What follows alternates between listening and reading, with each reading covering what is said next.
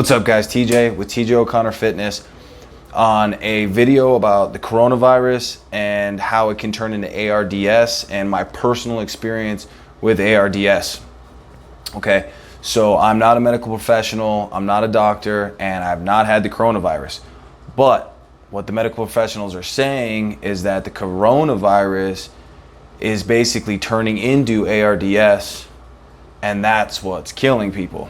And let me explain a little bit about how that kind of happens or why that can be scary. First of all, my personal experience is my son just got out of the hospital for a 20-day stay, which started as RSV, and they thought it was pneumonia, but it turned into ARDS. Now, my son is a complex kid. He has some medical issues. He actually has a trach. He had a tracheostomy done 2 years ago, the same hospital we ended up taking him to. So he actually has the ability to get oxygen pushed into his airway right away. Okay, so if he has a problem, we can give him oxygen right away. He doesn't absolutely need oxygen most of the time. Actually, he just goes around without it. But so he got RSV, and for an entire week he's coughing and coughing and coughing, and he's having like the hardest time. He would cough and sleep, cough and sleep. I would hold him. He's only 3 years old. He had fevers all week long. Now, about the 6th day in, he starts having a little bit harder time breathing, and we could give him oxygen. So we're putting oxygen directly into him, and he's still having a hard time keeping his oxygen saturation levels up. And that basically means, like, if somebody puts a pulse ox on you, it tells you how much your body's saturation level of oxygen is. Most people stay between 95 and 100. Well, he was all the way down to the low 90s, even with oxygen. And that's going to be a huge problem, because the less oxygen saturation your body has, the faster you can have organ failure and so on. And it's going to cause a lot of problems for the cells in your body.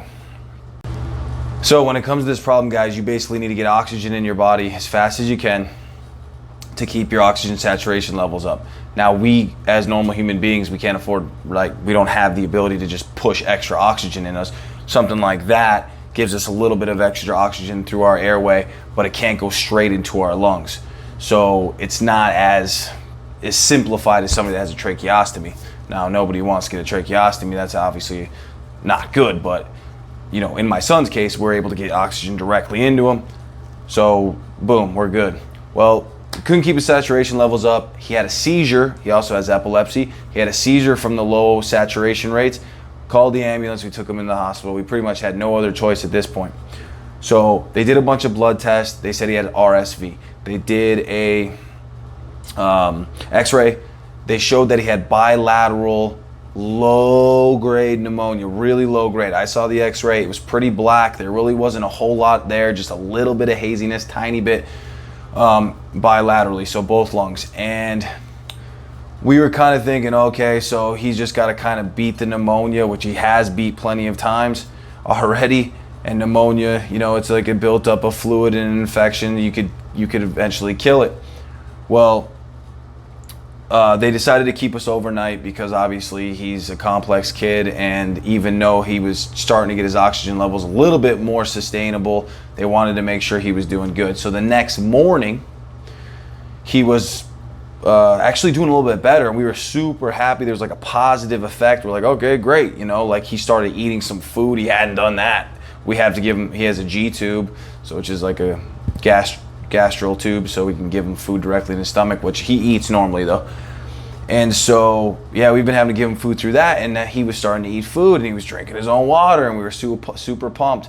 So I actually was like, okay, well, maybe I could actually take some clients today. So I went and trained some clients that day, and get a call like a couple hours later. Hey, Cortland's oxygen's even worse. Every time he coughs, it drops down to like the low 80s, even 70s in the saturation rate, which is super bad. And it takes him a really long time to get back up.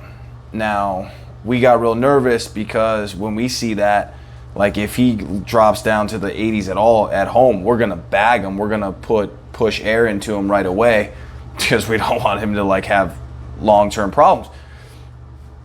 Well, not too long after that, they're like, hey, we're gonna have to get him to the ICU and put a vent on him.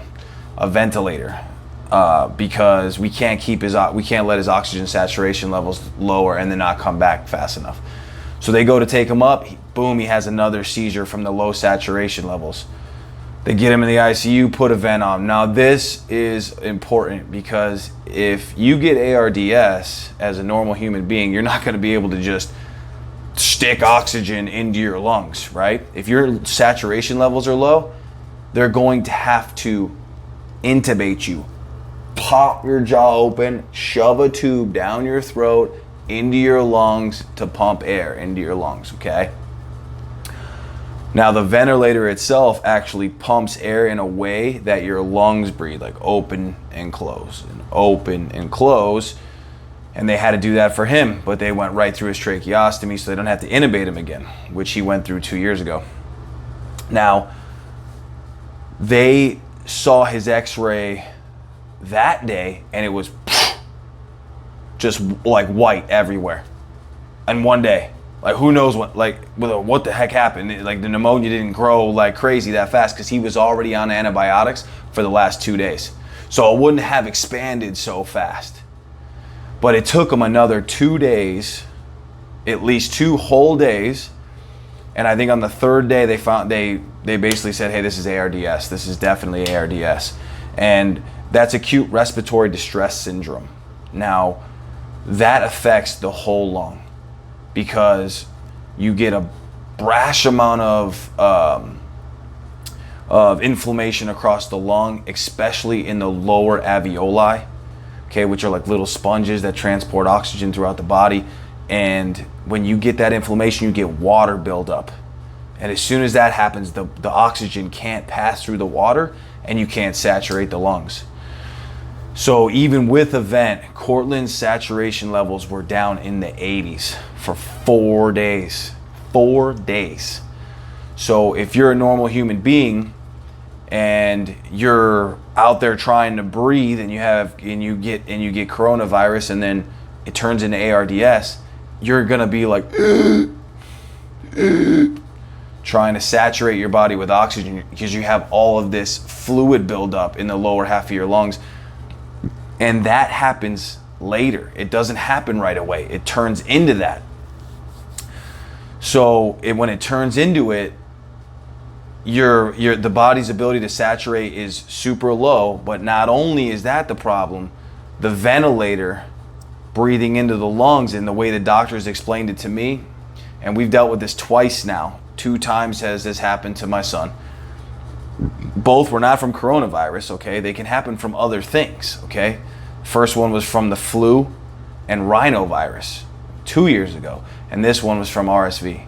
Now, the way they explain it is the vent actually can push too much air and create too much tidal volumes, which means it puts too much pressure on the lungs and it causes more inflammation, which will make the ARDS even harder to get rid of because you're trying to get rid of the inflammation. That's why it's taken people in the ICU 14 to 20 days to get over this because the inflammation just doesn't go away.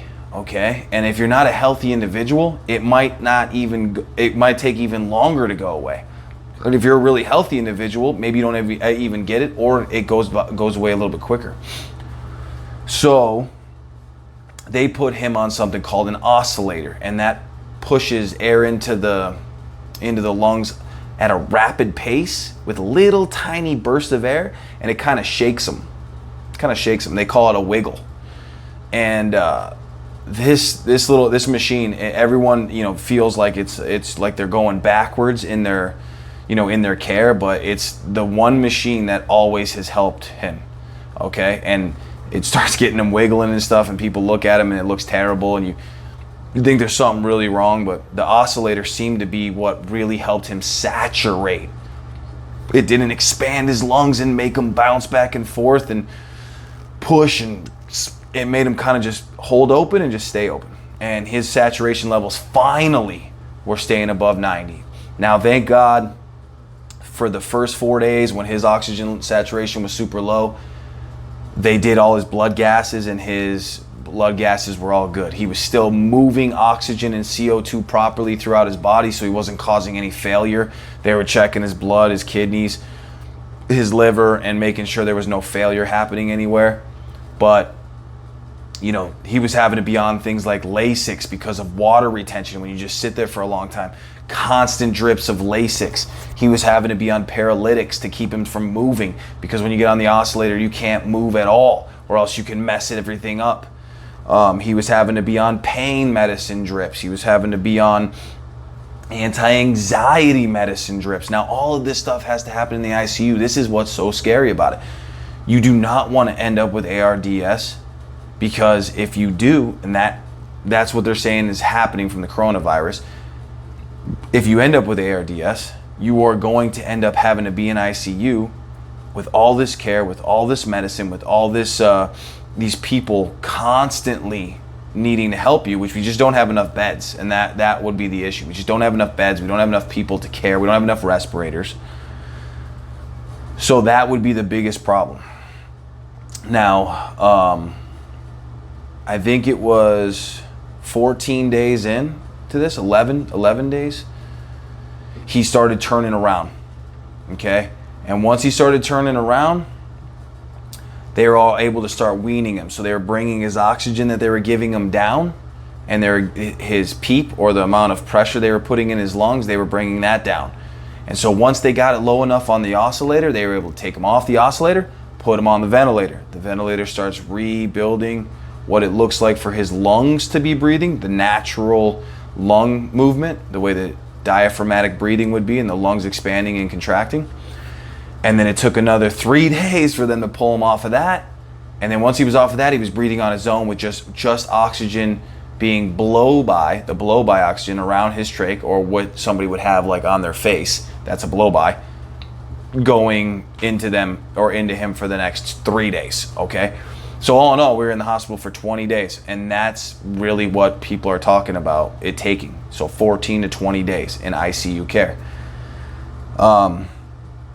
So this video, I'm not trying to scare everybody. I'm trying to give you the realistic, exactly what happens, okay? So you can expect this to happen if you get diagnosed and you're a weak individual, a sickly individual, or a very at-risk individual, somebody that is very elderly and not very active, has any pre-existing conditions, or maybe even very young. Now, I'm hearing better things, that it's not the very young that are getting it and having an issue. But I mean, my son's very young, and he got RSV, and he got the flu and rhinovirus, and both of them caused this problem for him. So, you know, all I want you to do is just prepare yourself and understand, you know, kind of what we went through and how long it took him to get over it. And now, granted, he was able to bounce back pretty quick. He's doing pretty good right now, but he also had to be weaned off of all those drugs. Those are all narcotics. So if you're an adult or a kid, you'll have to be weaned off all of the drugs that they give you to keep you calm and paralyzed and pain-free. And those are usually a methadone and some type of Valium. At least that's what they use for us. So like I said, I'm not a medical professional and I'm not a doctor. This is just our experience with it. And that is no fun for anybody to be weaned off of those drugs. So here's my advice. Wash your hands all the time, okay? Never touch your face. I talk to everybody about that, my clients, everybody, when they're in the gym, when they're out of the gym. Hey, wash your hands before you leave. Don't touch your face. You know, this is super, super important. It's really the easiest thing. You know, don't cough on anybody. Hey, cough in your elbow. Nobody's coughing in their hands anymore. If you are, you're dumb, okay? You cough in your hand, you touch everything, you're gonna get everyone sick. Cough in your friggin' elbow. Be the smart person in the room, okay? And then get out to the gym, get out, do something, exercise, get physically fit, do something, work out, get yourself fit, take your vitamins, your vitamin D. Like, my recommendations, the stuff I take every day to make sure that I'm staying healthy as far as my lungs and stuff go, is vitamin D3, magnesium, vitamin C. I use Amazing Greens, Detox, Amazing Greens, probiotics. I also use Nordic Naturals, omega-3s plus D3. those are just such an important nutrients for the body to stay healthy. Get some good teas, some good herbal teas, some chamomile, some dandelion root. Get some liver, maybe even a liver detox of some kind, because the stronger your liver is, the stronger the rest of your body's going to be. That's important. Do hot, steamy showers. Breathe in the steam. Hawk up anything that you got in your lungs. Just do your best to try and stay healthy over this time. And if you're sick at all, stay home. Don't send your kids to school sick. Don't be that parent, all right? Take a day off if you have to. Take 2 days off. Stop getting everybody else sick, because that's another person that you're going to be affecting negatively, and they might have to deal with this hellish situation that we had to deal with, okay? Stay fit, stay healthy, guys, and comment below.